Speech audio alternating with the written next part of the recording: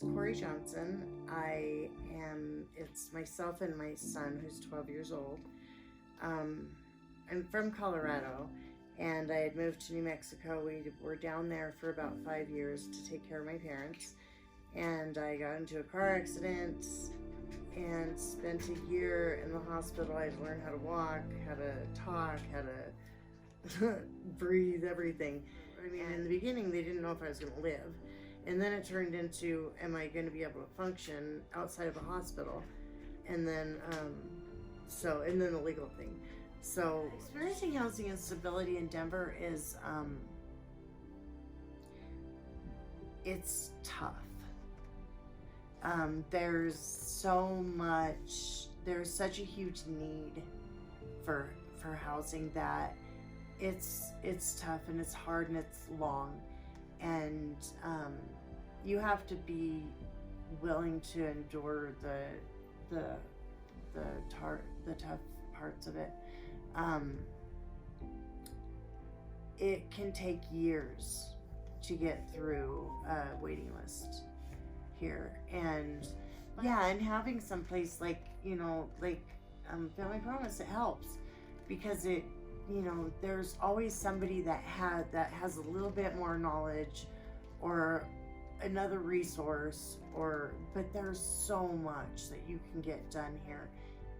It's the first time I've ever done this, but I know that I'm gonna make it through. I don't know how else to put it. It's hard. Physically it's hard. Emotionally, it's definitely hard. It was too hard. Every time we had to make a transition, it was about finding transportation to get him to school and back. And sometimes I was taking up to 2 to 3 weeks. He was just out of school. And so that's one of the things that was really hard. I mean, you gotta keep your kids educated, but it really, honestly, transportation would make things so much easier for many of us. So that to me is that's my one drawback. Like, I can leave every day. It's tough to do the bus because you're talking 2.5 hours one way. So it's 5 hours a day on the bus.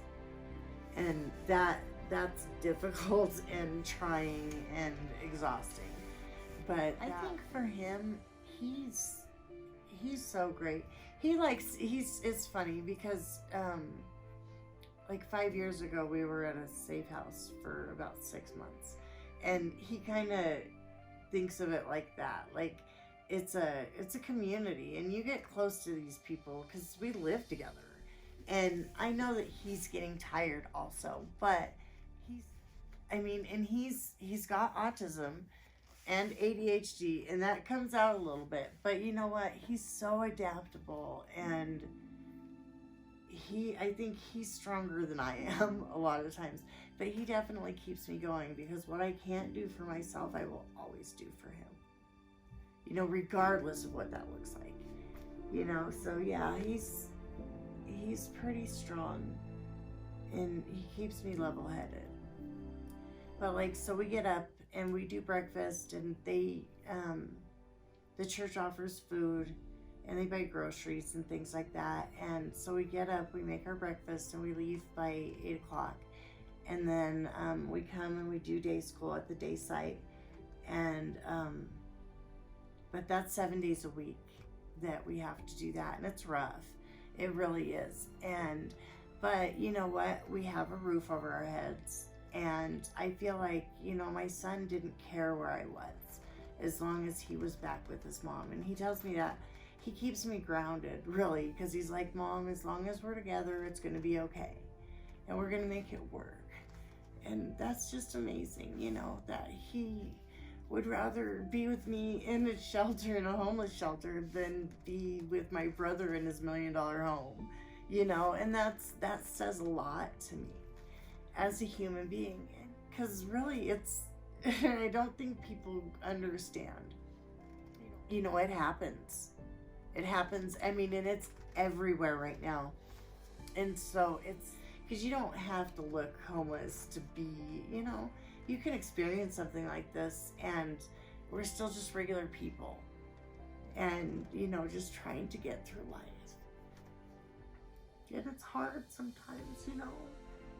Like, I want to have that stability for my kid.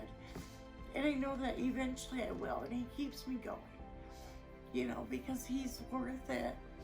And I'm worth it. And I have to, you know, I still have a lot of trauma from my accident. And,